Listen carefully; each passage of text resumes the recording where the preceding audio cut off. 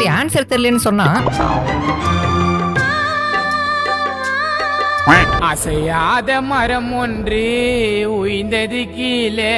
ஒரு இடத்துல நின்னது ஒரு குத்தமா?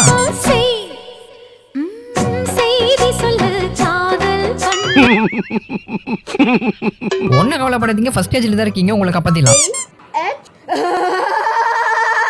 என்ன கொடுமை சரவணனது. இந்த கோழி காதல தினம் குணால் ஃபேனா இருக்கும் போல.